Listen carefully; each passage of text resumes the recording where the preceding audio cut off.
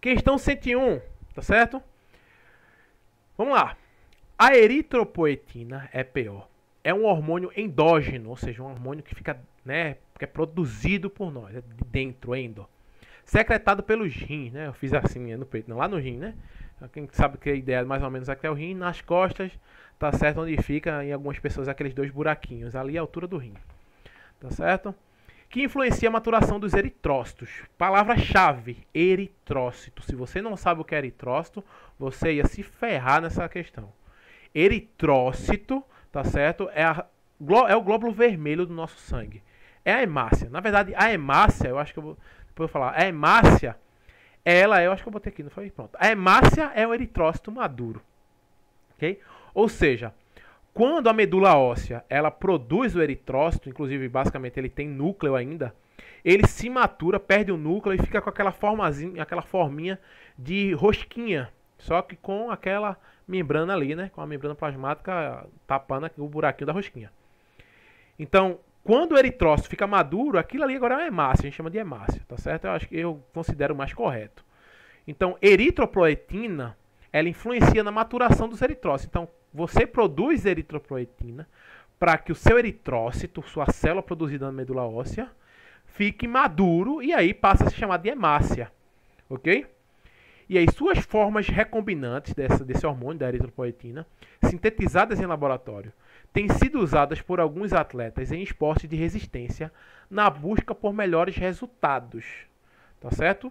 Vamos logo dar a real, né? Se você tem hemácia sendo feita, né, os eritrócitos maturando, qual é a função da hemácia? Tem que saber. Hemácia, ela está no sangue para carregar oxigênio, tá certo? Então a hemácia ela é responsável por fazer com que o oxigênio que entra nos nossos pulmões se espalhe pelo corpo. As moléculas de oxigênio se espalham por causa das hemácias, que dentro dela tem hemoglobina, e esse formato da hemácia estimula ainda, aumenta a eficiência dela em transportar oxigênio. Então ela tem que ficar madura para ficar nesse formato para transportar de forma eficiente o oxigênio. Então a eritropoetina vai ajudar nisso.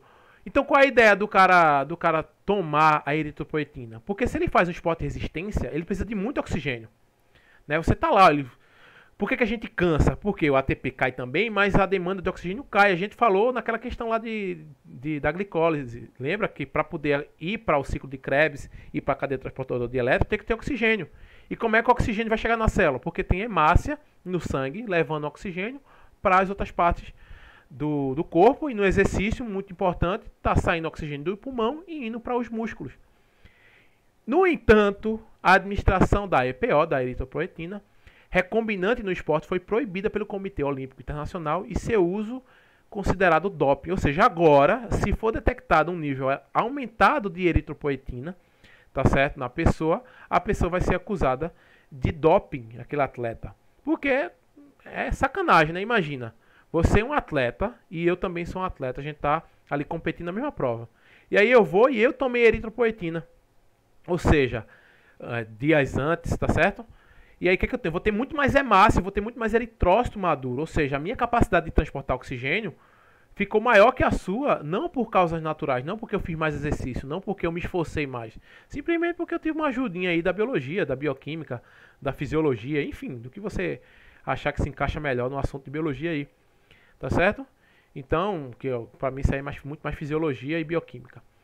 Então veja que seria um doping. Então uma influência que esse doping poderá exercer na melhoria da capacidade física desses atletas está relacionada ao transporte de quê?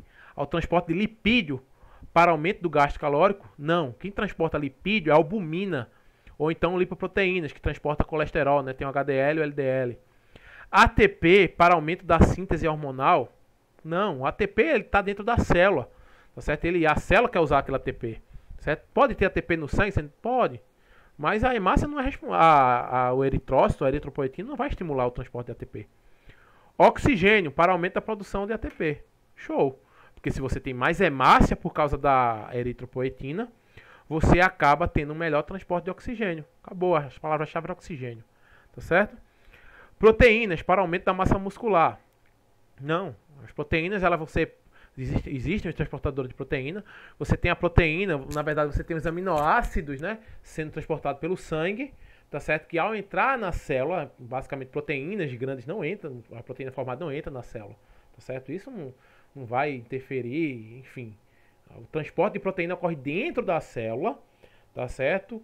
Muitas vezes para fora, como por exemplo a insulina e o glucagon, que são hormônios proteicos, tá certo? Mas a eritropoetina não vai estimular o transporte de proteína. Vitamina C, para aumento da integridade dos vasos sanguíneos. Não, a vitamina C é hidrossolúvel. Ela não precisa de uma célula transportando ela. No sangue, no plasma sanguíneo, ela já está sendo transportada para o corpo todo. Tá certo? Lembrar, né? A vitamina C junto com o complexo B é uma vitamina hidrossolúvel. Se mistura muito fácil com a água.